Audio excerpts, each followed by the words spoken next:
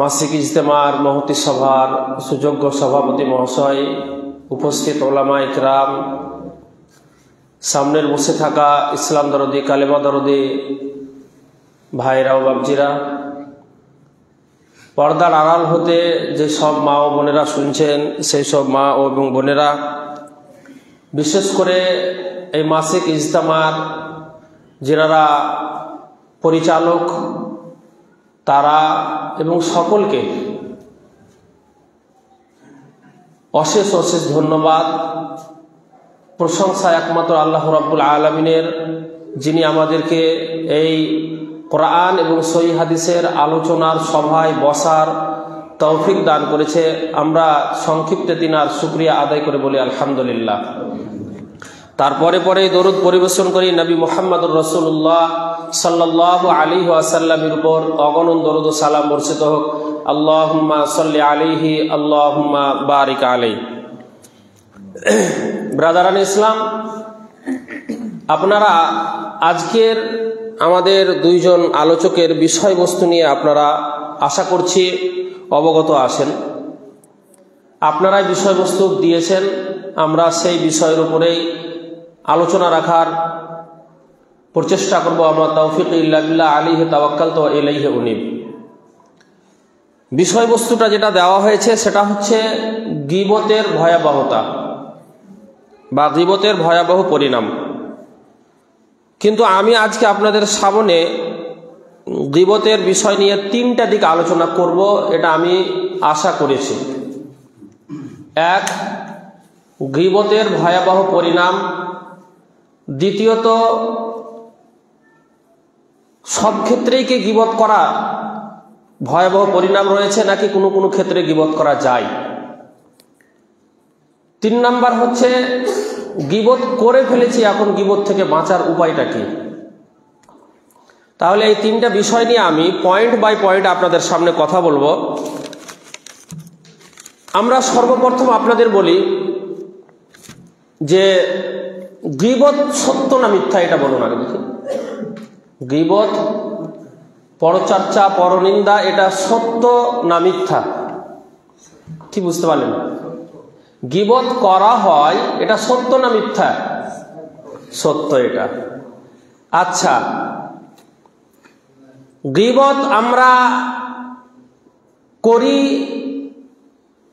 এটা এমনই একটা, গীবতের বিষয়টা এমনই একটা মানে সাধারণ বিষয় হয়ে দাঁড়িয়েছে বা কমন ব্যাপার হয়ে দাঁড়িয়েছে যে আমরা যদি এখন মানুষের দোষচর্চা, পরনিন্দা, গীবত যদি না করি তাহলে আমাদের রাতে ঘুমই হবে না।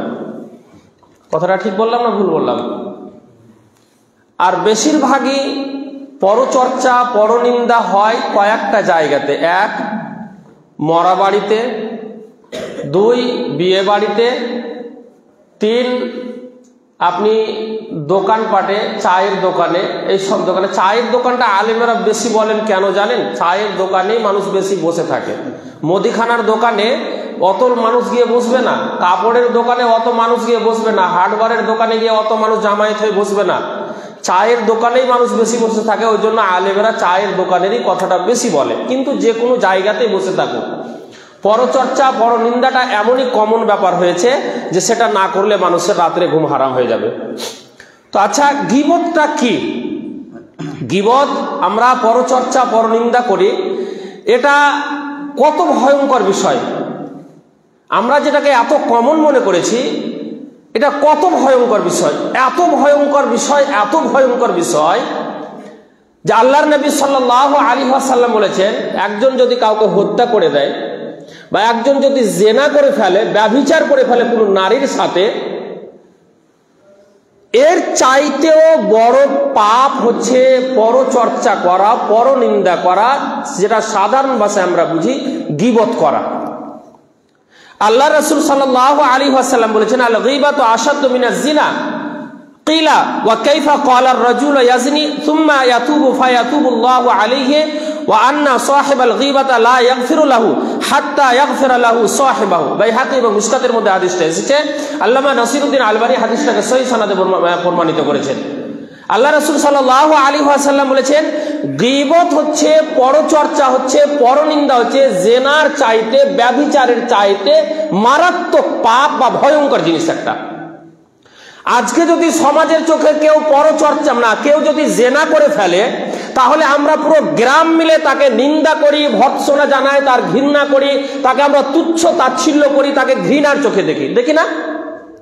আমরা তাকে দেখি। কিন্তু কোনো মানুষ যদি কারো ব্যাপারে মানে গীবত করে ফেলে, তার পরচর্চা করে, তার পরনিন্দা করে বা কাউকে হেনস্থ করে, তাহলে আমরা সেটাকে এত বড়টা পাপ মনে করি না যতটা জেনাকে আমরা পাপ মনে করি। অথচ আল্লাহ রাসূল সাল্লাল্লাহু আলাইহি ওয়াসাল্লাম বলেছেন, জেনার চাইতে গীবত কেন মারাত্মক পাপ, কেন মারাত্মক ভয়ঙ্কর? এই জন্যই মারাত্মক ভয়ঙ্কর যে মানুষ যখন গীবত করে, তখন মানুষ গীবত করার পরে মানুষ যখন জেনা করে, ব্যভিচার করে, ব্যভিচার করার পরে এইবারে যখন সে নিজের পাপটা বা নিজের গুনাহটা যখন বুঝতে পারে, বোঝার পরে এইবারে যখন সে আল্লাহর কাছে অনুতপ্ত হয়ে স্যালেন্ডার হয় আর আল্লাহকে বলে, আল্লাহ আমি অজান্তে জানতে যাই হোক আল্লাহ আমি বড় একটা পাপ করে ফেলেছি, যদিও জেনা করা কাবিরা গুনাহ, বড় পাপ, আমি একটা পাপ করে ফেলেছি, অতএব আল্লাহ আমি যখন পাপ করেছি তো ক্ষমা করার মালিক একমাত্র তুমি, অতএব আল্লাহ তুমি আমাকে ক্ষমা করে দাও। আল্লাহ রাব্বুল আলামিন তখন তাকে ক্ষমা করে দেয়। কিন্তু যে গীবতটা, এটা কেন ক্ষমা হয় না সহজেই? কারণ যার আপনি গীবত করেছেন, যার ব্যাপারে আপনি কুৎসা রটিয়েছেন, যার ব্যাপারে আপনি মিথ্যা অপবাদ ছড়িয়েছেন, এই গীবতটা বলা হয়েছে এটার পাপ অতক্ষণ পর্যন্ত ক্ষমা হবে না যতক্ষণ পর্যন্ত না যেই ব্যক্তির গীবত করেছেন তার কাছে গিয়ে যতক্ষণ পর্যন্ত আপনি অনুতপ্ত হয়ে ক্ষমা না চাইবেন, আর সে যতক্ষণ পর্যন্ত আপনাকে ক্ষমা না করে দিবে ততক্ষণ পর্যন্ত এই গীবতের পাপ ক্ষমা হবে না। এই জন্য জেনার চাইতে, ব্যভিচারের চাইতে গীবত হচ্ছে মারাত্মক বড় ভয়ঙ্কর পাপ। আর এই গীবতটা মানুষ বেশিরভাগই পাপ। আল্লাহ রাসূল সাল্লাল্লাহু আলাইহি ওয়াসাল্লাম বলেছেন, আকতারু খাতায়া ইবনে আদম ফি লিসানি, বেশিরভাগ আদম সন্তানেরা বেশিরভাগ পাপ যে করে থাকে তার জিহ্বার দ্বারা দিয়ে, জিহ্বার দ্বারা দিয়ে। এই জুবান, এই জিহ্বা এমনই একটা আল্লাহ রাব্বুল আলামিনের বড় একটা নিয়ামত, এই নিয়ামতের আমরা অপব্যবহার করি। এটা এমনই একটা বড় নিয়ামত, এই নিয়ামতের আমরা অপব্যবহার করি।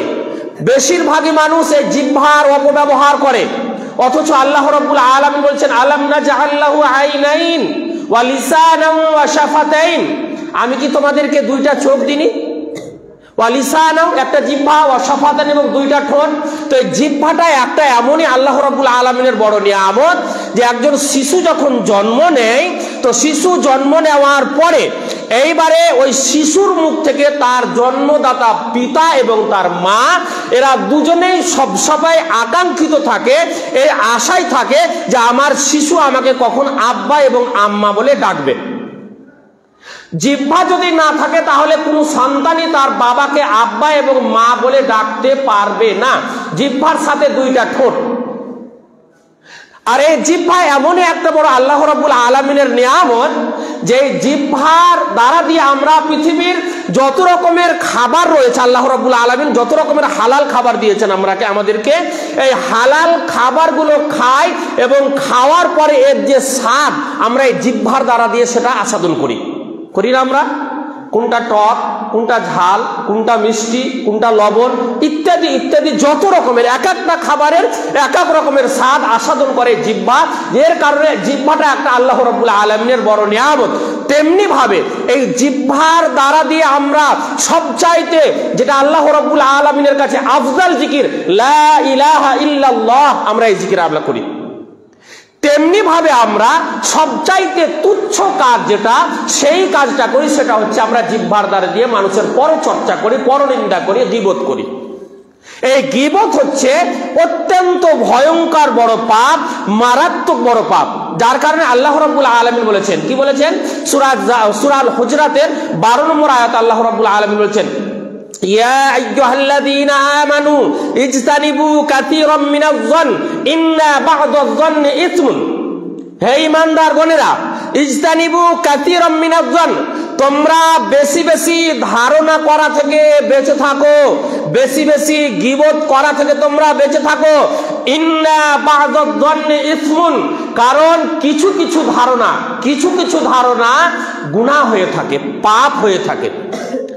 তো এই আয়াতের এই অংশে আরেকটা কথা কিন্তু আমাদেরকে মাথায় রাখতে হবে যে আল্লাহ রাব্বুল আলামিন বলছেন তোমরা বেশি বেশি গীবত করা থেকে, ধারণা করা থেকে বেঁচে থাকো, কারণ কিছু কিছু ধারণা পাপ হয়ে থাকে। তার মানে সব ধারণাই বা সব গীবত কিন্তু পাপ নয়। কথাটা আমার বুঝতে পারছেন? স্পষ্ট হচ্ছে আপনাদের কাছে কথা? সব ধারণা বা সব গীবত কিন্তু পাপ নয়।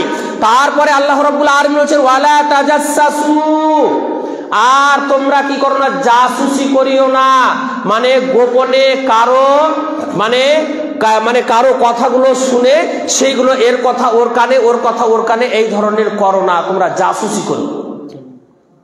তারপরে ওয়ালা ইয়াগতাব বা'দুকুম বা'দান, আর তোমরা এক অপরের গীবত, পরচর্চা, পরনিন্দা করো না। কেন করবে না? আইয়ুহিব্বু আহাদুকুম আন ইয়াকুলা লাহমা আখিহি মাইতান ফাকারিহতুমুহু। গীবত করা কত বড় ভাব! আল্লাহ রাব্বুল আলামিন স্বয়ং নিজেই বলছেন যে আচ্ছা তোমরা কি এটা পছন্দ করো যে তোমার কোনো ভাই মারা গিয়েছে আর তোমার ওই মৃত্যু ভাইয়ের মাংস ভক্ষণ করবে? এটা কি তোমরা পছন্দ করো? ফাকারিহতুমুহু, আল্লাহ রাব্বুল আলামিন স্বয়ং নিজেই বলছেন যে এটা অবশ্যই তোমরা অপছন্দ করো। আচ্ছা জীবিত ভাইয়ের মাংসই কি আমরা পছন্দ করি? আমরা কি করি পছন্দ? তাহলে জীবিত ভাইয়ের মাংসই যদি পছন্দ না হয় আমাদের দ্বারাই, তাহলে মৃত্যু ভাইয়ের মাংস আমরা খাওয়া কি করে পছন্দ করতে পারি? অথচ মৃত্যু ব্যক্তির মানে মাংস খাওয়া মানে একটা বিশাল ব্যাপার। বিশাল মানে কেমন? একজন ব্যক্তিকে কবরে দিয়ে দেওয়া হয়েছে, এখন তার মাংস খেতে গেলে আপনাকে রাতের অন্ধকারে কবরে গিয়ে সেখান থেকে কবর থেকে তুলে এনে তার মাংস খেতে হবে। তো জীবিত ভাইয়ের মাংস খাওয়া যদি পাপ হয়ে থাকে, তো মৃত্যু ভাইয়ের মাংস খাওয়া তো আরো বড় পাপ। আল্লাহ রাব্বুল আলামিন এই গীবতটাকে এর দ্বারা দিয়ে বুঝাতে চেয়েছেন যে এটা এতই ভয়ঙ্কর পাপ যে তোমরা যেমন এটা অপছন্দ করো যে তোমার মৃত্যু ভাইয়ের মাংস ভক্ষণ করবে, অনুরূপ ভাবে তোমরা অপছন্দ করো গীবত করা। গীবত করা তোমরা অপছন্দ করো। তাহলে গীবত কত বড় ভয়ঙ্কর পাপ! আব্দুল্লাহ ইবনে মাসউদ রাদিয়াল্লাহু তাআলা আনহু থেকে বর্ণিত, তিনি বলছেন তিনি অনেক সময় নিজের জিহ্বাটাকে, এই জিহ্বা, কারণ এই মেন গীবত বা কথা বলা যে কোনো কিছুর বেশিরভাগই মেন কারণ হচ্ছে কি এই জিহ্বা। তো এই জিহ্বাটাকে আব্দুল্লাহ ইবনে মাসউদ রাদিয়াল্লাহু তাআলা আনহু অনেক সময় এইভাবে ধরে কি বলতেন, ইয়া লিসান কুল তাগনাম ওয়াসকুত মিন শাররি তাসলিম মিন ক্বাবলি আন তানদাম। কি বলা হয়েছে? আব্দুল্লাহ ইবনে মাসউদ রাদিয়াল্লাহু তাআলা তার জিহ্বাটাকে ধরে বলতেন, হে জিহ্বা, যখন তুমি কথা বলবে তখন তুমি ভালো কথা বলবে, যখন তুমি কথা বলবে তখন তুমি ভালো কথা বলবে। ভালো কথা মানে এগুলো তো বুঝি, এগুলো খুলে বুঝাবার দরকার নেই। আমরা ভালো কথা কাকে বলে আমরা বুঝি।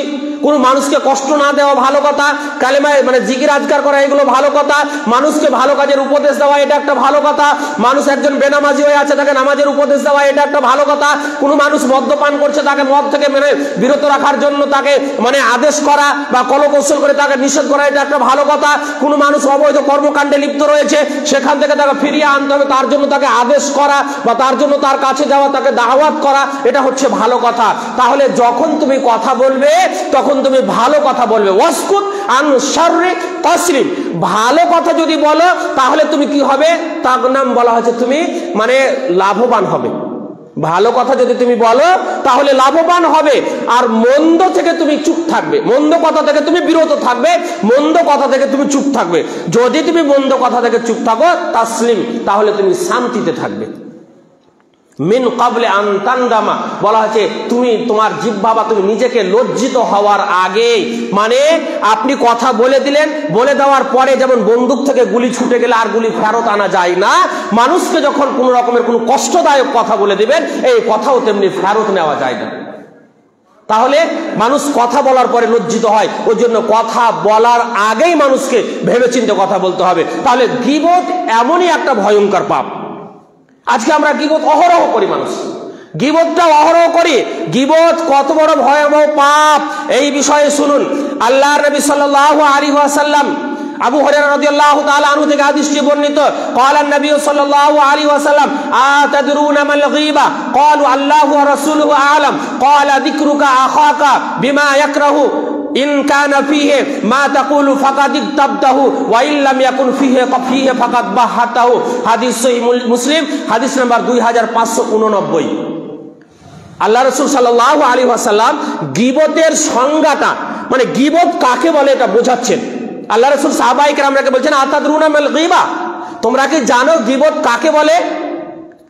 পরচর্চা, পরনিন্দা, গীবত কাকে বলে তোমরা কি জানো? সাহাবায়ে কেরামরা বললেন আল্লাহু ওয়া রাসূলুহু আ'লাম, আল্লাহ এবং তার রাসূলই ভালো জানেন, আমরা জানি না আল্লাহ রাসূল গীবত কাকে বলে। আল্লাহ রাসূল সাল্লাল্লাহু আলাইহি ওয়াসাল্লাম বলেন যিকরুকা আখাকা বিমা ইয়াকরাহু, তুমি এমন কোন কথা তোমার এমন মানে তোমার কোন ভাইয়ের ব্যাপারে এমন কোন কথা বলছো যেই কথাটা তোমার সেই ভাই শুনতে গেলে সে দুঃখ পাবে, কষ্ট পাবে। ভাই মানে এখানে মা ও বোনদেরও কথা নেওয়া যায়। একজন মা ও বোনেরা একজন বোনের ব্যাপারে এমন কোন কথা বলছে যেই কথাটা সেই বোনটা শুনতে গেলে সে দুঃখ পাবে, কষ্ট পাবে, একেই বলা হচ্ছে গীবত।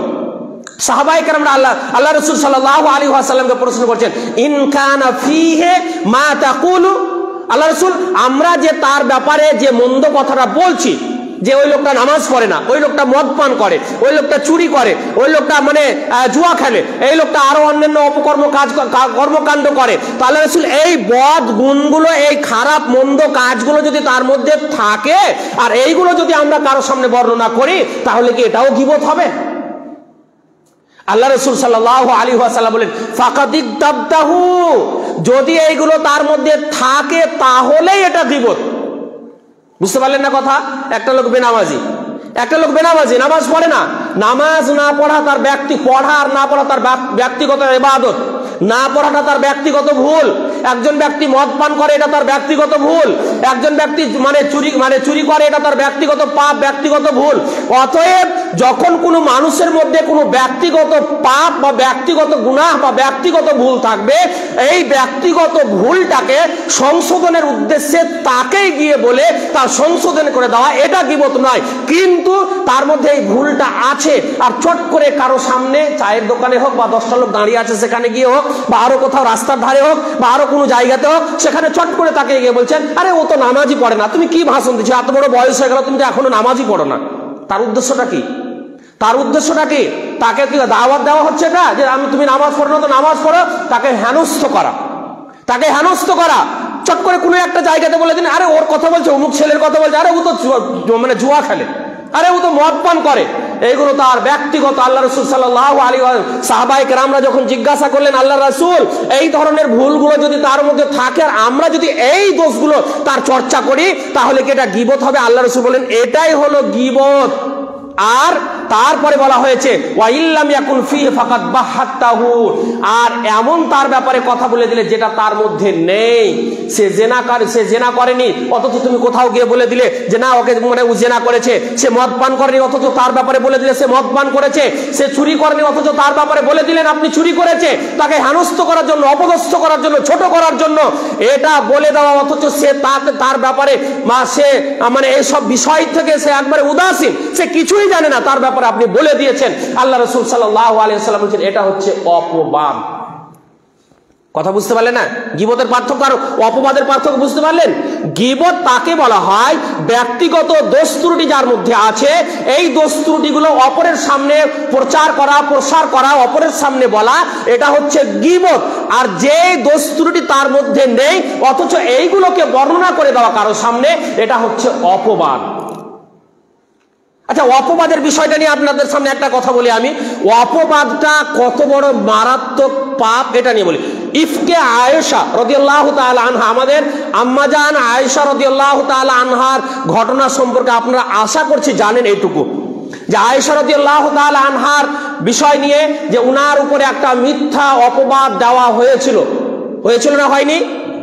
যে আয়েশা রাদিয়াল্লাহু তাআলা আনহাকে পবিত্রতা প্রমাণ করার জন্য আল্লাহ রাব্বুল আলামিন স্বয়ং নিজে সূরা নূরের 11 থেকে নিয়ে পর 10টা আয়াত অবতীর্ণ করেছিলেন শুধুমাত্র আয়েশা রাদিয়াল্লাহু তাআলা আনহাকে পবিত্র করার ঘোষণা দেওয়ার জন্য। তো এই ইফকে আয়েশা রাদিয়াল্লাহু তাআলা আনহার ব্যাপারে বলা হয়েছে অপবাদটা কিভাবে দেওয়া হয়েছিল। আল্লাহ রাসূল সাল্লাল্লাহু আলাইহি ওয়াসাল্লাম যখনই কোনো যুদ্ধে যেতেন বা সফরে যেতেন, তো উনার একাধিক স্ত্রী ছিল, তো কোনটা স্ত্রীকে নিয়ে যাবে, এমনি এমনি যদি নিয়ে যায় তাহলে একটা স্ত্রীকে নিয়ে গেলে আরেকটা স্ত্রীর রাগ হবে, আরেকটা নিয়ে গেলে আরেকটা রাগ হবে, যার কারণে আল্লাহ নবী সাল্লাল্লাহু আলাইহি ওয়াসাল্লাম লটারি করতেন। এই লটারি করার পরে লটারিতে যার নাম আসতো আল্লাহ রাসূল তাকে সাথে নিয়ে যেতেন। এমন ভাবে আয়েশা রাদিয়াল্লাহু তাআলা আনহার নাম এসেছে, আয়েশা রাদিয়াল্লাহু তাআলা আনহাকে আল্লাহ রাসূল সাল্লাল্লাহু আলাইহি ওয়াসাল্লাম নিয়ে গেছেন। নিয়ে যাওয়ার পরে এইবারে যখন সফর থেকে বা যুদ্ধ থেকে ফিরে আসছেন, ফিরে আসতে আসতে মদিনার কাছাকাছি, ঘটনা সংক্ষেপে বলছি, মদিনার কাছাকাছি হয়েছে এমত অবস্থায় এক জায়গায় সকলেই আরাম বিশ্রাম করতে লাগলেন। আরাম বিশ্রাম যখন করতে লাগলেন, করতে করতে আয়েশা রাদিয়াল্লাহু তাআলা আনহার প্রাকৃতিকের ডাক পেয়েছে। প্রাকৃতিক মানে পেশাব পায়খানার প্রয়োজন হয়তো পড়েছে, যার কারণে আয়েশা রাদিয়াল্লাহু তাআলা আনহা দল থেকে সরে গিয়ে দূরে কোথাও নির্জনে গিয়েছেন। এবারে সেখানে যখন গিয়েছেন, যাওয়ার পরে প্রাকৃতিকের কাজ সেরে এসে এইবার নিজের তাম্বুতে এসেছেন, হঠাৎ করে দেখে তার গলার মালাটা হারিয়ে গেছে, সোনার চেন গলার মালা হারিয়ে গেছে। এবারে হারিয়ে যাওয়ার পরে তিনি কাউকে না জানিয়ে এবারে খুঁজতে চলে গেছেন সেখানেই। এবারে খুঁজতে গিয়ে বেশ কিছুক্ষণ খোঁজাখুঁজি করার পরে এইবারে হারটা পেয়ে গেছেন। হারটা গলায় দেওয়ার পরে এইবারে যখন এখানে এসেছেন, দেখছেন আয়েশা রাদিয়াল্লাহু তাআলা আনহা দেখছেন এসে যে সবাই চলে গেছে, কেউ এখানে নাই। তার কারণটা কি, যে উটের উপরে যে হাউদাজটা করা হতো, উটের উপরে যে হাউদাজটা করা হতো, তো আয়েশা রাদিয়াল্লাহু তাআলা আনহা একেবারে অল্প বয়সের মেয়ে ছিলেন আর অত্যন্ত দুবলা পাতলা মানে পাতলা মেয়ে ছিলেন, যার কারণে হাউদার ভেতরে উনি থাকলেও আর না থাকলেও হাউদার ওজন মনে হতো অতটাই আছে। তো সাহাবায়ে কেরামরা হাউদাজটাকে মানে পালকিটাকে উটের উপরে বসিয়ে এবারে চলে গেছেন। বুঝতে পারেননি যে আয়েশা রাদিয়াল্লাহু তাআলা আনহা আছেন না নেই, উনারা মনে করেছেন আছেন বলে চলে গেছেন। আম্মাজান আয়েশা রাদিয়াল্লাহু তাআলা আনহা অত্যন্ত বুদ্ধিমতী মহিলা ছিলেন, অত্যন্ত বুদ্ধিমতী মহিলা এবং চালাক মহিলা এবং শিক্ষিতা মহিলা ছিলেন। হাদিসের বিষয়ে ওনার বর্ণনা দেওয়া হয়েছে যে যতগুলো মহিলা সাহাবী ছিলেন তার মধ্যে সবচাইতে বেশি হাদিস মুখস্থ ছিল আম্মাজান আয়েশা রাদিয়াল্লাহু তাআলা আনহার। 2000-এরও বেশি হাদিস মুখস্থ ছিল আম্মাজান আয়েশা রাদিয়াল্লাহু তাআলা আনহার। তো এই আম্মাজান আয়েশা রাদিয়াল্লাহু তাআলা চালাক মেয়ে, উনি দেখছেন যে আমাকে ছেড়ে যখন চলে গেছে, তো তারা যখনই আমার খোঁজ পাবে না, আমাকে যখনই দেখতে পাবে না, অবশ্যই তারা ফিরে আসবে এই জায়গাতে। আল্লাহ রাসূল হয়তো লোক পাঠাবেন এখানে। উনি সেখানে মানে একটা চাদর ঢাকা দিয়ে ওখানে থেকে গেলেন। থেকে যাওয়ার পরে এইবারে আল্লাহ রাসূল সাল্লাল্লাহু আলাইহি ওয়াসাল্লামের একটা মানে নিয়ম ছিল, নীতি ছিল, সেটা ছিল কি, যে সফর বা যুদ্ধ থেকে ফিরে আসার সময়ে কোনো একজন ব্যক্তিকে দায়িত্ব দিয়ে দিতেন পিছে আসার জন্য, যে কোনো মাল বা কেউ যদি ছুটে যায় সেইগুলোকে সে দায়িত্ব মনে করে নিয়ে আসবে। তো সেই দায়িত্বে ছিলেন, সে তখনকার দায়িত্বে ছিলেন সাফওয়ান ইবনে মুআত্তাল রাদিয়াল্লাহু তাআলা আনহু। কে ছিলেন? সাফওয়ান ইবনে মুআত্তাল রাদিয়াল্লাহু তাআলা আনহু। উনি ছিলেন তখনকার দায়িত্বে। উনি যখনই ফিরে আসছেন, ফিরে আসার পরে কাছাকাছি দেখছেন, মানে দূর থেকে দেখছেন যে একজন মহিলা শুয়ে আছে। এবারে সাফওয়ান ইবনে মুআত্তাল রাদিয়াল্লাহু তাআলা আনহু উনি কাছে এসে দেখছেন, আর দেখার পরে দেখছেন যে আম্মাজান আয়েশা রাদিয়াল্লাহু তাআলা আনহা। দেখার পরে উনার মুখ দিয়ে আর অন্য কোনো কথা না বেরিয়ে একটাই শুধু শব্দ, ইন্না লিল্লাহি ওয়া ইন্না ইলাইহি রাজিউন, ইন্না লিল্লাহি ওয়া ইন্না ইলাইহি রাজিউন, এই শব্দটাই শুধু বলেছেন, আর অন্য কিছুই বলেনি। আম্মাজান আয়েশা রাদিয়াল্লাহু তাআলা আনহাকে উনি চিনতে পেরেছিলেন।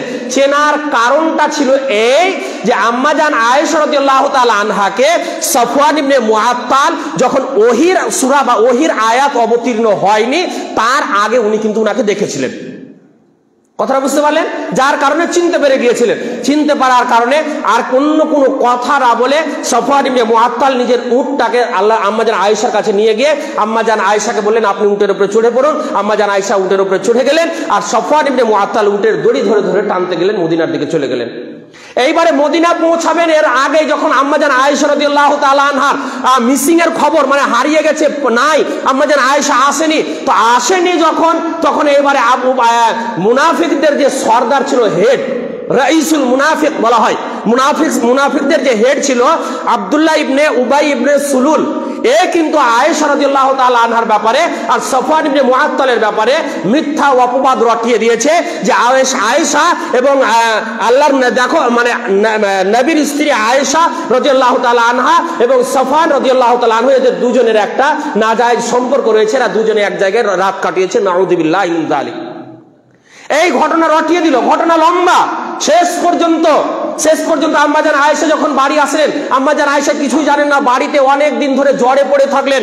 বাড়িতে যখন জ্বরে পড়ে থাকলেন, এইবারে এই মতো অবস্থায় উনি এবারে আল্লাহ রসুল সাল্লাল্লাহু আলাইহি ওয়াসাল্লামের বাড়িতে ছিলেন, সেখান থেকে নিজের মায়ের বাড়ি আসার মানে আল্লাহ রসুলের কাছে অনুমতি চাইলেন, আল্লাহ রসুল অনুমতি দিলেন। মায়ের বাড়িতে যখন আসলেন, আসার পরে এইবারে আম্মাজান আয়েশা রাদিয়াল্লাহু তাআলা আনহা ওই বাড়ি থেকে যখন আবার প্রাকৃতিক ডাক মানে ডাকে যখন সাড়া দিয়েছে, মানে প্রাকৃতিক ডাক পেয়েছে, তখন আবার কয়েকটা বান্ধবীকে সাথে নিয়ে উনি গিয়েছেন মাঠে পেশাব পায়খানার জন্য। যাওয়ার পরে এবারে যখন ফিরে আসে, কোনো একজন তার বান্ধবী বলে দাও যে আয়েশা তুমি কি কিছুই জানো না? আরে তোমার ব্যাপারে গোটা মদিনাতে এরকম ছড়িয়ে আছে, মিথ্যা মানে অপবাদ ছড়িয়ে আছে যে আয়েশা নাকি সফওয়ান ইবনে মুআত্তালের সাথে রাত কাটিয়েছে, তার সাথে নাজায়েজ সম্পর্ক।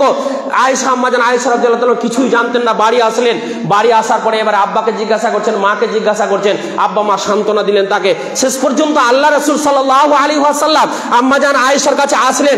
আসার পরে আম্মাজান আয়েশার কাছে বসলেন। ঘটনা খুব লম্বা রয়েছে, আমি সংক্ষেপে এবারে সেরে দিচ্ছি যে আম্মাজান আল্লাহ রাসূল সাল্লাল্লাহু আলাইহি ওয়াসাল্লাম আম্মাজান আয়েশার কাছে আসার পরে আম্মাজান আয়েশাকে বলছেন, আয়েশা যদি তুমি পাপ করে থাকো তাহলে তুমি আল্লাহ রাব্বুল আলামিনের কাছে ক্ষমা প্রার্থনা করো। আরো ঘটনা রয়েছে। শেষ পর্যন্ত আল্লাহ আয়েশা রাদিয়াল্লাহু তাআলা আনহা তিনি কি করলেন, আয়েশা রাদিয়াল্লাহু তাআলা আনহা আল্লাহর রাসূল থেকে মুখ ফিরিয়ে উল্টা কটে শুয়ে গেলেন। এইবার এমতো অবস্থাতে 1 মাস পর্যন্ত আয়েশা রাদিয়াল্লাহু তাআলা আনহার উপরে অপবাদ দেওয়া থেকে নিয়ে 1 মাস যাবত আল্লাহর নবী সাল্লাল্লাহু আলাইহি ওয়াসাল্লামের উপরে ওহী আসা বন্ধ হয়ে গিয়েছিল, ওহী আসেনি, যার কারণে আল্লাহর রাসূল বুঝতেও পারছিলেন না যে আয়েশা পবিত্র না অপবিত্রা। মানে আল্লাহর রাসূলও একটু সন্দেহ হইছে না। তবে আল্লাহর রাসূল তো মানুষ, তিনিও তো মানুষ একজন, আনা বাশারুম মিথলুকুম, উনিও আমাদের মতো একজন মানুষ। উনিও মানুষের ইসে পড়ে একটু মনটা কেমন কেমন করছিল। আর সেই মুনাফিকদের যে সর্দার যে মিথ্যা অপবাদ রটিয়েছে, এর সাথে সাথে কিছু মুসলিম সাহাবী এবং সাহাবিয়া, তার মধ্যে একজন সাহাবীর নাম ছিল একজন সাহাবী ছিল আবু বকর রাদিয়াল্লাহু তাআলা আনহুর নিজের বংশের, সে আবু বকর রাদিয়াল্লাহু তাআলা আনহু তাকে কিছু ভাতা দিতেন, গরিব হিসাবে তার খাবারের জন্য, তার সংসার চলার জন্য তাকে কিছু ভাতা দিতেন, ভাতা। তো কথা হচ্ছে যে এইবারে কিছু মুসলিম তার সাথে জড়িয়ে গেছে যে হ্যাঁ আম্মাজান আয়েশার আর সফওয়ান ইবনে মুআত্তালের সাথে হয়তো এরকম নাজায়েজ সম্পর্ক আছে। যখন এটা ঘটনার এইবারে এই করতে করতে আল্লাহ রাসূল সাল্লাল্লাহু আলাইহি ওয়াসাল্লাম আম্মাজান আয়েশার কাছে বসে আছেন, আর বসে থাকা অবস্থাতে আল্লাহ রাব্বুল আলামিনের পক্ষ থেকে ওহী অবতীর্ণ হয়ে গেল। 1 মাস পরে ওহী অবতীর্ণ হয়েছে। ওহী অবতীর্ণ হওয়ার পরে আল্লাহ রাব্বুল আলামিন আল্লাহ রাসূল সাল্লাল্লাহু আলাইহি ওয়াসাল্লাম যখন আল্লাহ রাসূলের উপর যখন ওহী অবতীর্ণ হয়, সেই সময় বলা হয়েছে প্রচন্ড শীতের সময়, তারপরে আল্লাহ রাসূল ঘেমে গিয়েছেন। এইবারে ওহী যখন অবতীর্ণ হয়ে গেল, আল্লাহ রাসূল সাল্লাল্লাহু আলাইহি ওয়াসাল্লাম মুচকি হেসে আয়েশা রাদিয়াল্লাহু তাআলা আনহাকে বলছেন, আয়েশা আল্লাহ রাব্বুল আলামিনের পক্ষ থেকে তোমাকে পবিত্র করা হয়েছে। আল্লাহ রাব্বুল আলামিনের পক্ষ থেকে তোমার জন্য 10টা আল্লাহ রাব্বুল আলামিন কোরআনের এই আয়াত অবতীর্ণ করে তোমাকে পবিত্র করেছেন। আয়েশা তুমি পবিত্র, আল্লাহ রাব্বুল আলামিনের ঘোষণা দিয়ে দিয়েছেন। তখন এইবারে আবু বকর এবং আবু বকরের স্ত্রী আম্মাজান আয়েশা রাদিয়াল্লাহু তাআলা আনহার মা এবং বাবা আয়েশা রাদিয়াল্লাহু তাআলা আনহাকে বলছেন যে তুমি যাও আল্লাহর রাসূলের কাছে এবং তার শুকরিয়া আদায় করো। তখন আম্মাজান আয়েশা বলছেন, আমি কেন আল্লাহর রাসূলের শুকরিয়া আদায় করব? আমি তো শুকরিয়া তারই আদায় করব যিনি আমাকে পবিত্রতা ঘোষণা দিয়েছেন। আমাকে আল্লাহ পবিত্রতা ঘোষণা দিয়েছেন, আমি আল্লাহর শুকরিয়া আদায় করব। ব্রাদারান ইসলাম, এর নাম হচ্ছে অপবাদ, এর নাম হচ্ছে অপবাদ। তাহলে এই অপবাদ অত্যন্ত মারাত্মক পাপ, অত্যন্ত ভয়ঙ্কর গুনাহ, অত্যন্ত বড় গুনাহ, অত্যন্ত মহাপাপ। তাহলে গীবত এবং অপবাদ এই দুটোই বিষয় আপনারা বুঝতে পারলেন। এইবারে আমি চলে আসি যে গীবত করা এবং অপবাদ দেওয়া, এই যে পাপগুলো রয়েছে, এই পাপগুলো কতটা ভয়ঙ্কর, এই বিষয়টা একটু আলোচনা আপনাদের সামনে করি। আল্লাহ রাসূল সাল্লাল্লাহু আলাইহি ওয়াসাল্লাম বলেছেন, মান আকালা লাহমা আখিহি ফিদ দুনিয়া কুররিবা লাহু ইয়াউমাল কিয়ামাতি ফায়ুকালু লাহু কুলহু। আল্লাহ রাসূল সাল্লাল্লাহু আলাইহি ওয়াসাল্লাম বলেছেন যে যেই ব্যক্তি গীবত করবে, যেই ব্যক্তি তার ভাইয়ের ব্যাপারে মিথ্যা কথা রটিয়ে বেড়াবে, বা যেই ব্যক্তি তার ভাইকে হেনস্থ করার জন্য, তার মুসলিম ভাইকে ছোট করার জন্য সমাজের চোখে তার ব্যাপারে কথা বলে বেড়াবে, তার দোষ ত্রুটিগুলো বলে বেড়াবে, আল্লাহর রাসূল সাল্লাল্লাহু আলাইহি ওয়াসাল্লাম কিয়ামতের দিনে সেই লোকটাকে উপস্থিত করা হবে এবং তার মৃত্যু ভাইকেও তার সামনে যার গীবত করেছিল তাকে নিয়ে আসা হবে। নিয়ে আসার পরে আল্লাহ রাব্বুল আলামিন তাকে বললেন, কুলহু, তুমি এর মাংস খাও, তুমি এর মাংস খাও। তখন সে বলবে আল্লাহ আমি কি করে এর মাংস খাবো? বলে তুমি দুনিয়াতে জীবিত থাকা অবস্থায় এর মাংস খেয়েছিলে, আজকে মারা গিয়েছে, আজকের মাংস তুমি খাও।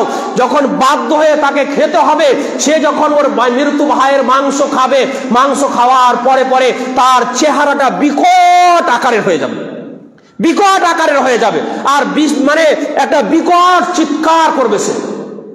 এই হচ্ছে একটা গীবত যারা করে, তাদের পরচর্চা পরনিন্দা করে, তাদের একটা শাস্তির কথা। আর একটা শাস্তি আল্লাহ রাব্বুল আলামিন সূরা হুমাযার মধ্যে বলেছেন, ওয়াইলুল লিকুল্লি হুমাযাতিল লুমাযা। ওয়াইল একটা জাহান্নামের স্তর, একটা জাহান্নামের নাম। আল্লাহ রাব্বুল আলামিন বলেছেন যে ওয়াইল জাহান্নামে ওরাই যাবে যারা মানুষের সামনে এবং পশ্চাতে নিন্দা করে বেড়ায়। অনেক মানুষ আছে দেখবেন না, সামনে নিন্দা করে, বলে যা আমি বাপের বেটা, আমি কাউকে দেখে ভয় করি না, যা বলবো সামনে সামনে বলবো। বলে না এরকম? বলে না গো, আমি কাউকে ভয় করি না, যা বলবো সামনাসামনি বলবো। আর সামনাসামনি বলার তার উদ্দেশ্য হচ্ছে একটাই, তাকে ছোট করা। তার সংশোধনের উদ্দেশ্য না, তাকে ছোট করা। এটার নাম হচ্ছে গীবত। অতএব এদের জন্য রয়েছে ওয়াইল জাহান্নাম। আর পিঠ পিছনে যারা করে বেড়ায়, যার ব্যাপারে আপনি গীবত করলেন, যার ব্যাপারে আপনি কথা বললেন, তার মধ্যে হয়তো সেই দোষ ত্রুটি আছে বা নেই, যাই আছে আপনি যার ব্যাপারে বলে বেড়ালেন, যদি এটা তার সামনে, তাকে সামনে গিয়ে বলতেন, হয়তো নিজের ডিফেন্সের জন্য কিছু বলতে, যে না আমি এটা পাপ করিনি বা আমি এটা জড়িত নাই, কিন্তু আপনি তার পিঠ পিছনে বললেন, সে কিছুই বুঝতে পারলো না, লোকের সামনে, লোকের মাঝে তার অপপ্রচার করে দিলেন। এদের জন্য রয়েছে ওয়াইল নামক জাহান্নাম। ব্রাদারান ইসলাম, এইবারে আমি চলে আসি আর একটা বিষয় নিয়ে, যে গীবত, পরচর্চা, পরনিন্দা, এটা কত বড় মারাত্মক পাপ। সময় যেহেতু আমাকে বেঁধে দিয়েছেন, যেহেতু আমি সময়ের উপরে ইনশাআল্লাহ কথা বলবো, তো পরচর্চা পরনিন্দা কত বড় পাপ। আম্মাজান আয়েশা রাদিয়াল্লাহু তাআলা আনহা একদিন আল্লাহ রাসূল সাল্লাল্লাহু আলাইহি ওয়াসাল্লামের কাছে আছেন, আর এহন অবস্থায় আল্লাহর রাসূলের অন্য এক স্ত্রী সাফিয়া রাদিয়াল্লাহু তাআলা আনহা, সাফিয়া রাদিয়াল্লাহু তাআলা আনহা আল্লাহ রাসূলের খিদমতে এসেছেন।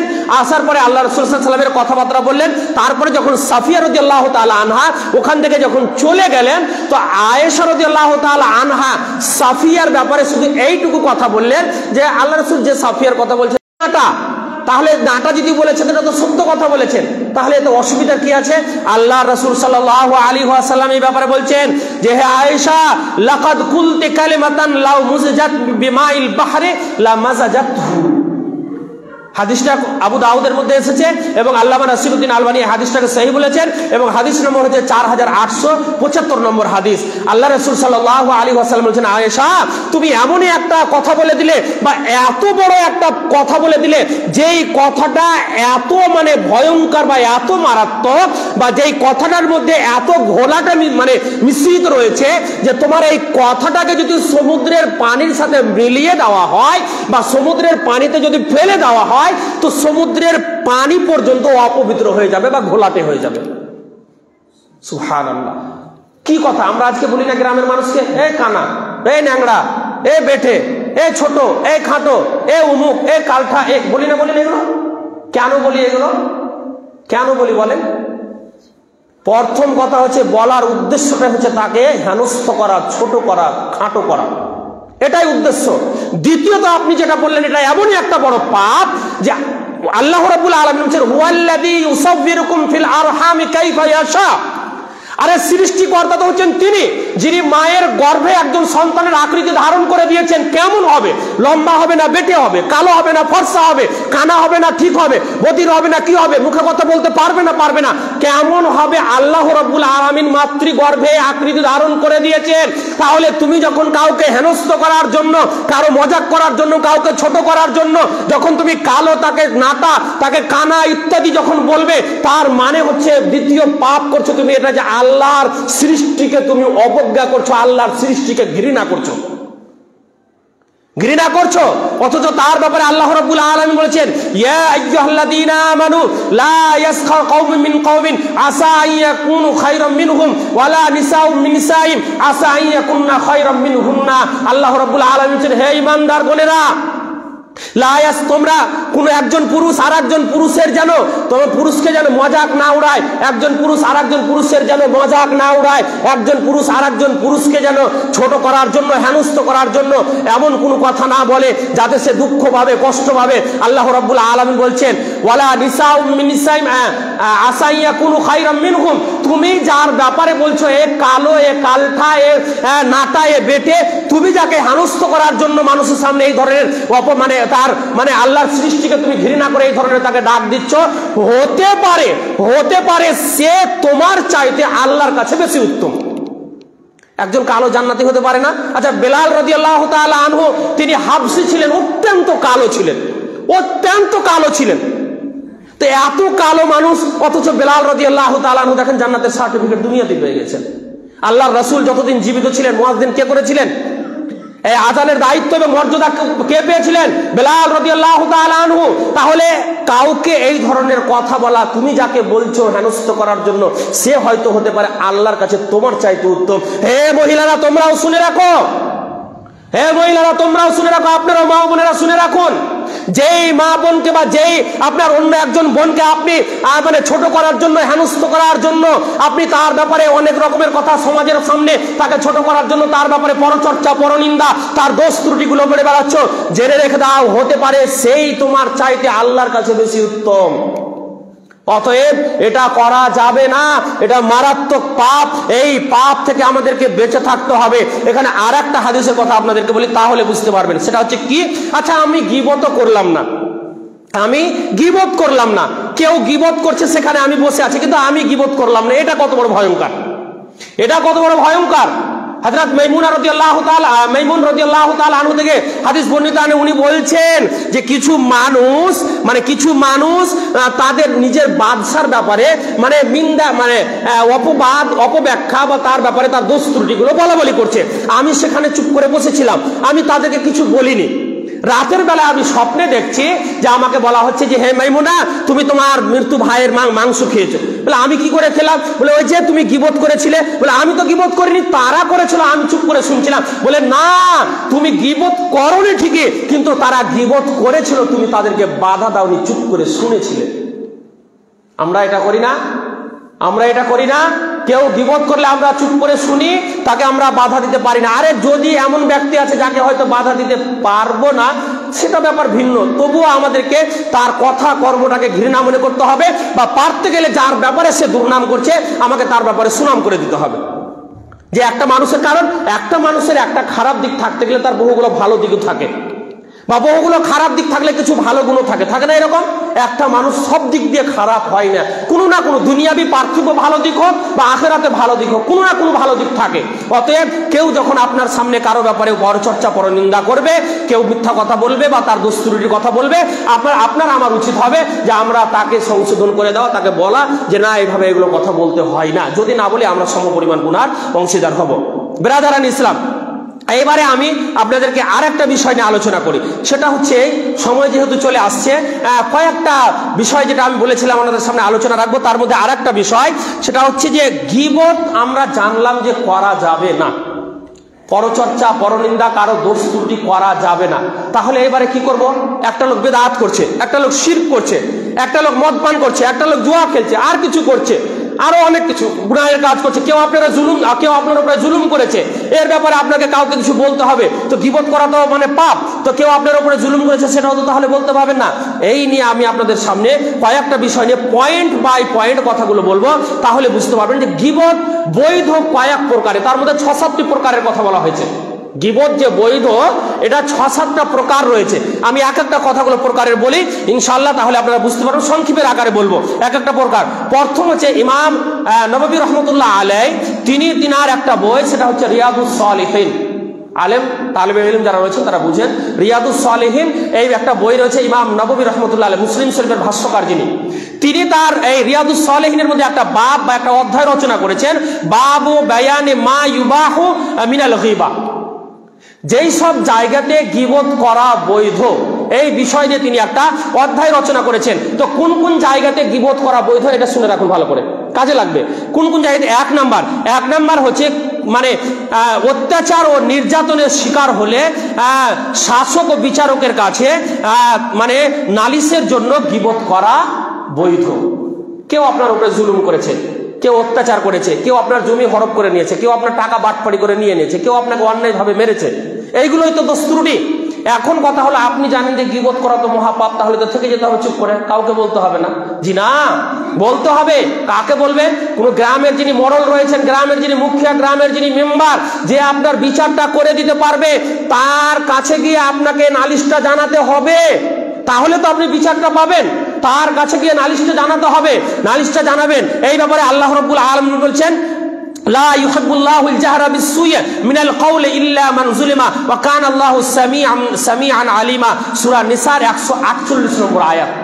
আল্লাহ রাব্বুল আলামিন বলেছেন যে আল্লাহ রাব্বুল আলামিন পছন্দ করেন না তোমাদের অপকর্ম কথাকে, যেগুলো অপচয় কথা, মানে যেগুলো পরচর্চা কথা, যেগুলো পরনিন্দা কথা, যেগুলো বন্ধ কথা, এই কথাগুলোকে আল্লাহ রাব্বুল আলামিন পছন্দ করেন না। যে তোমরা কারো ব্যাপারে মিথ্যা কথা বলবে বা কারো দোষ ত্রুটির কথাগুলো বলবে, এগুলো আল্লাহ পছন্দ করে না।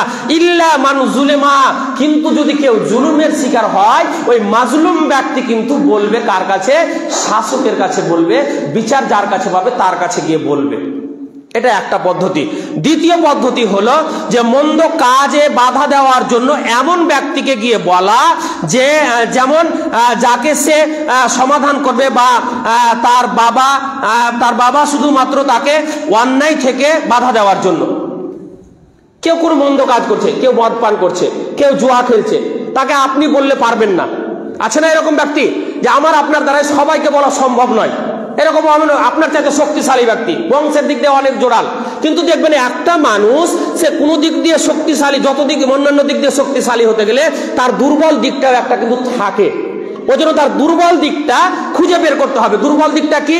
আপনার লক্ষ্য উদ্দেশ্য হতে হবে সংশোধন। তো সংশোধনের কারণে আপনি হয়তো তার বাবাকে গিয়ে বললেন, আপনি নিজে গিয়ে বললে হয়তো আপনাকে মেরে দিতে পারে, বা আপনাকে গালি দিতে পারে, বা আপনাকে সেখান থেকে তাড়িয়ে দিতে পারে, আর কিছু করতে পারে। তো আপনি তার বাবাকে গিয়ে বলবেন আপনার ছেলেটা এরকম করছে, তো আপনার ছেলেটাকে একটু বলেন যে এই নোংরামি কাজগুলো, জুয়াগুলো না খেলে এরকম। বা এমন একজন ব্যক্তিকে বলবেন যেই লোকটাকে সে ভালোবাসে। কথাটা বুঝতে পারলেন না?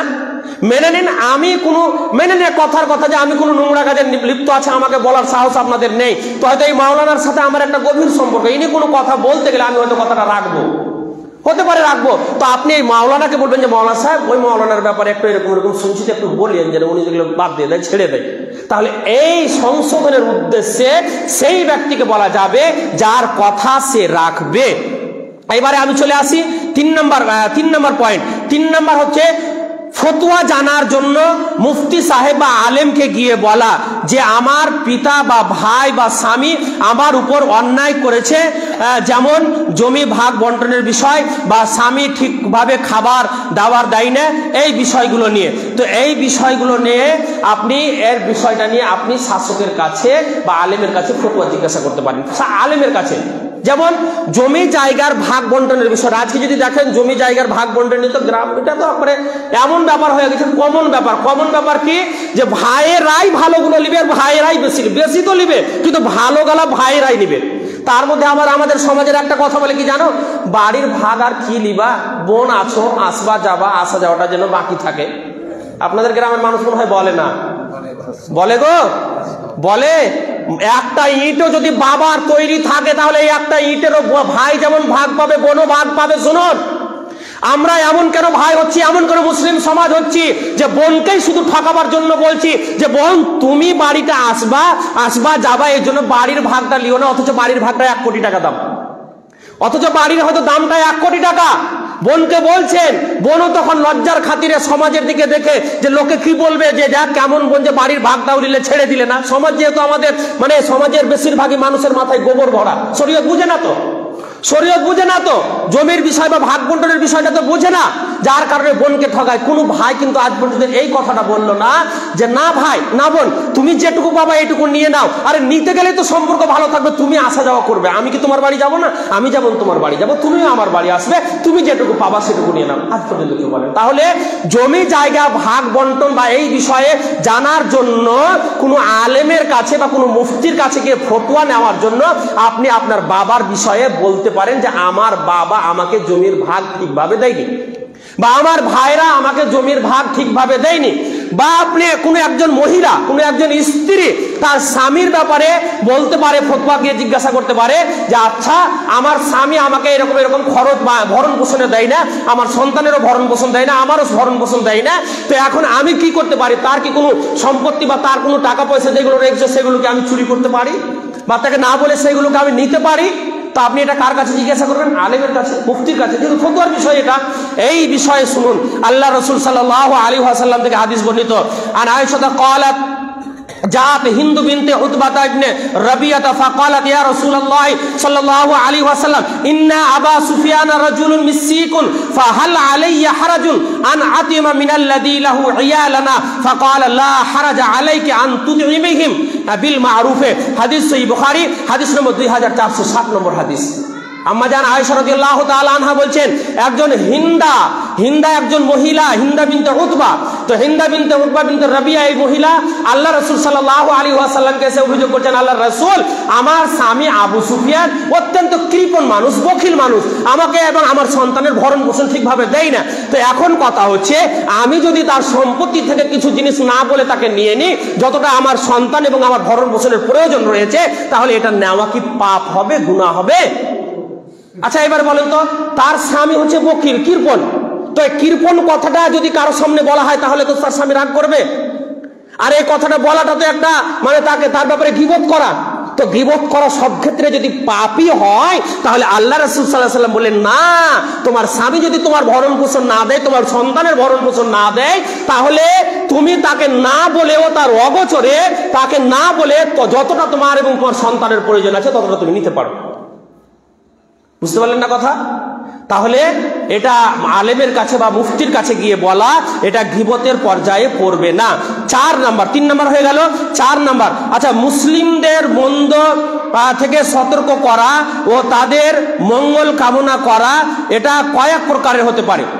যেমন হাদিসের দোষযুক্ত রাবি এবং বলা হয়েছে যে পাপা, যাকে বলা হয়েছে যে কানা ব্যক্তির সাথে বৈবাহিক সম্পর্ক, এই বিষয়টা নিয়ে, এবং কাউকে কোনো বিষয়ে জিজ্ঞাসা করা বা পার্টনারের বিষয় নিয়ে। মানে একটা কথা এখানে বলি আপনাকে, সেটা হচ্ছে কয়েক প্রকার মন্দ কথা কর্ম থেকে বিষয় মারা। যেমন একটা কথা, যে কোনো একজন গ্রামে একজন মহিলার বিয়ে আসছে, কথাটা ভালো করে বুঝিয়ে না আমাদেরকে, আমার এইদিকে ভালো করে ধ্যান দিন, এটা বেশিরভাগ আমাদের গ্রামে ঘটে। সেটা কি, যে মেনে নিন একজন মেয়ের বিবাহের খবর এসেছে একটা ছেলের সাথে।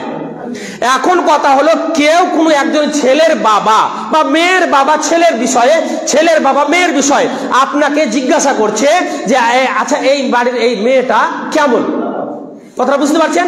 এই বাড়ির এই মেয়েটা কেমন, তার ব্যবহার কেমন। এখন দেখা গেল যেই ছেলেটার ব্যাপারে বিয়েটার প্রস্তাব এসেছে, সেই ছেলেটা অত্যন্ত পরহেজগার ব্যক্তি, আল্লাহ ভীরু মানুষ, 5 ওয়াক্ত নামাজ পড়ে। এখন যেই মহিলাটার সাথে বিয়ের সংবাদ বা বিয়ের প্রস্তাব নেই, সেই মহিলাটা মোটেও নামাজ পড়ে না, তার বাবা মা কেউ নামাজ পড়ে না, মহিলা নামাজ পড়ে না। তাহলে এই ক্ষেত্রে আপনার করণীয় কি? এই ক্ষেত্রে করণীয় কি? এই ক্ষেত্রে করণীয় হচ্ছে যে আপনি বলে দেবেন যে এই মহিলাটা বেনামাজি মহিলা, নামাজ পড়ে না, এটা বলে দেওয়া। কারণ বা একটা মেনে নেন ব্যবসার পার্টনারশিপ হিসাবে, কারণ এটা জীবন সঙ্গিনীর ব্যাপার। স্বামী স্ত্রীর বৈবাহিক জীবনটা একটা জীবন সঙ্গিনীর ব্যাপার। বেনামাজির সাথে নামাজির, নামাজির সাথে বেনামাজির কখনোই অ্যাডজাস্ট হতে পারে না, কখনোই পারে না। এর দিক অনেক রয়েছে, আমি সেই দিকে আর যাচ্ছি না। তেমনি ভাবে পার্টনারশিপে ব্যবসা করতে যাবেন কারোর সাথে, বা কাউকে টাকা ধার দিবেন বা কারো কাছ থেকে ধার নিবেন, তো এখন যাকে হয়তো ধার দিবেন তার ব্যাপারে আপনি কাউকে জিজ্ঞাসা করছেন, ভাই এই লোকটা টাকা ধার চাইছে, তো একে টাকাটা দিব কি দিব না, এর ব্যবহারটা কেমন, আমার তো জানা নেই। এখন আপনি যদি জানেন যে ছ্যাঁচড় বুঝেন তো, হ্যাঁ, বাটপার, টাকা নেই, কাউকে দেয় না, তো এই ধরনের যদি থাকে, তাহলে অবশ্যই আপনাকে তার দোষটা বলে দিতে হবে যে না ভাই, একে টাকা ধার দিয়ে না, দিলে আর কোনোদিন পাবেন না, মরা পর্যন্ত পাবেন না। এটা বলে দেওয়াটা অনেক মুহাদ্দিসিনে কেরাম বা এবং অনেক মানে হাদিসের মানে গবেষণার মুলুকে বলা হয়েছে যে অনেক সময় এটা বলে দেওয়াটা ওয়াজিব। যেমন যদি দোষ ত্রুটি বলাটা যদি মানে বিপত্তি হতো, তাহলে দেখবেন একজন মুফতি ফতোয়া দিয়েছেন একটা বিষয়, একজন মুফতি ফতোয়া দিয়েছেন একটা বিষয়ে, আর একজন মুফতি যখন ইমাম যখন ওই ফতোয়াটার বিষয়ে জানছেন, তখন দেখছেন যে না, উনি যে ফতোয়াটা দিয়েছেন এই ফতোয়াটা ভুল, অতএব সঠিক ফতোয়া হচ্ছে এটা, সঠিক হচ্ছে এটা। তো তাই যে তার ভুলটা যে বলে দেওয়া লিখনীয়র মাধ্যমে বা প্রকাশ্যে, এটাও এক প্রকারের গীবত নয়, এটাও বলা যাবে। বা মেনে নিন কোনো আলেম প্রকাশ্যে বেদাত ছড়াচ্ছে, কোনো আলেম কোনো ইমাম প্রকাশ্যে বেদাত ছড়াচ্ছে, প্রকাশ্যে শিরকের কথা বলছে, তাহলে তার ব্যাপারে তাকে গিয়েই বলতে হবে তার অপবাদের, তার মিথ্যা এই কথাগুলো, তার এই দোষ ত্রুটিগুলো। এমনটা নয় আপনি প্রকাশ্যে কোনো সভাতে গিয়ে বলবেন, নাম ধরেও বলতে পারেন বা না নাম ধরেও বলতে পারেন। যদি নাম না ধরেই বলা হয় তাহলে এটা সবচেয়ে সতর্কতামূলক, তবে নাম ধরেও বলতে পারেন যে অমুক আলেম এই বেদাতের কথাগুলো, বেদাতি কথাগুলো বলে, এগুলো বলতে পারেন, তাহলে এটা দোষ ত্রুটির মধ্যে পড়বে না। এবারে আর একটা জিনিস আপনাদেরকে বলি, সেটা হচ্ছে এবার শেষ প্রশ্নের উত্তরটা আপনাদেরকে দিয়ে দেবো ইনশাআল্লাহ। সেটা হচ্ছে কি, যে মেনে নিন কোনো একজন ব্যক্তি গ্রামের অন্ধ রয়েছে, ল্যাংড়া রয়েছে, কানা রয়েছে, আর হয়তো নাটা রয়েছে, এই ধরনের, যেটা বলছিলাম এর আগে। তো আচ্ছা, নাটাকে নাটা বললে রাখবে, তার সামনে বলেন আর তার পশ্চাতে বলেন, যখনই বলবেন তাকে রাখবে। ল্যাংড়াকে ল্যাংড়া বললে রাখবে, কানাকে কানা বললে রাখবে না? বেঠেকে বেঠে বলবেন, রাখবে না? নাটু বলবেন, খাটো বলবেন, রাখবে না? তাহলে এটা বলা যায় একটা ক্ষেত্রে। ক্ষেত্রটা হচ্ছে কি?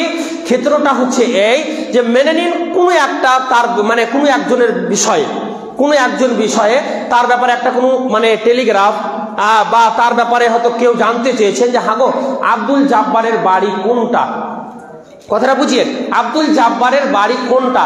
এখন আব্দুল জাব্বার বলতে তো গ্রামে কয়েকটা আছে, তো কোনটার পরিচয় আপনাকে দিবে? বলে ভাই আব্দুল জাব্বার তো গ্রামে অনেক, তো আপনাকে কি করে পরিচয় দিব? তো আপনার নিয়তের মালিক কিন্তু আল্লাহ।